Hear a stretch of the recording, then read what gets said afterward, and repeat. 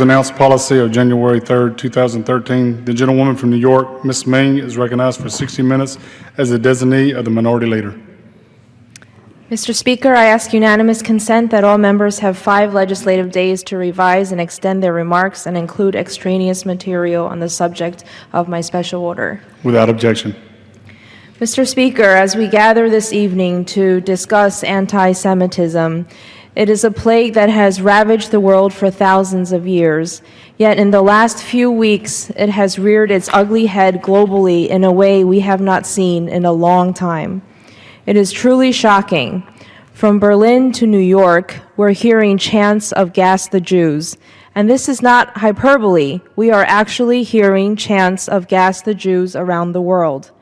And these are not isolated incidents. We are seeing hundreds and thousands of people rallying and sometimes attacking synagogues in Europe. It's one thing to protest against events going on in the Middle East, but there is simply no justification and no reason for doing it right outside any Jewish place of worship. These are brazen acts of anti-Semitism. Now, I cannot possibly understand anti-Semitism to the same extent as my Jewish friends. But I think it's crucial that non-Jews speak out forcefully against this disease, because to effectively combat anti-Semitism, we need non-Jews to step up and also lead on this issue. I'd like to focus my remarks today on 2 related issues: the international and domestic dimensions of anti-Semitism. With regard to anti-Semitism beyond our borders, I would like to focus on one case, that of France.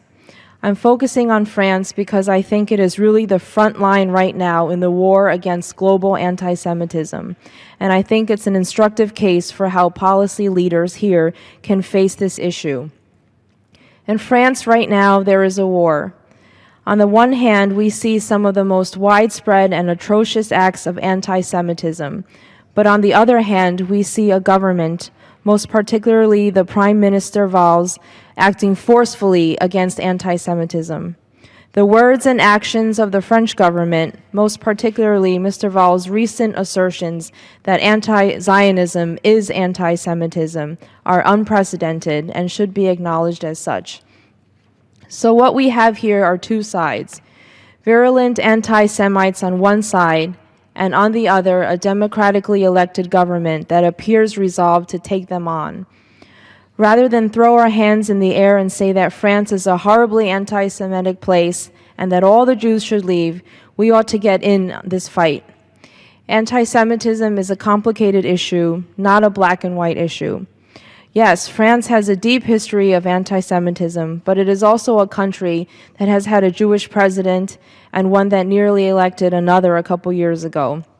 It has the 3rd largest Jewish population in the world, and there's a reason for that.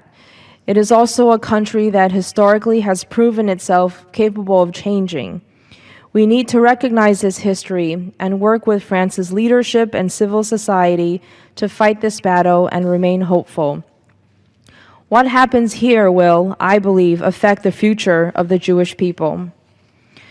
This brings me to the domestic dimension of our problem. We obviously have anti-Semitism in this country as well, although not to the degree we see it in Europe.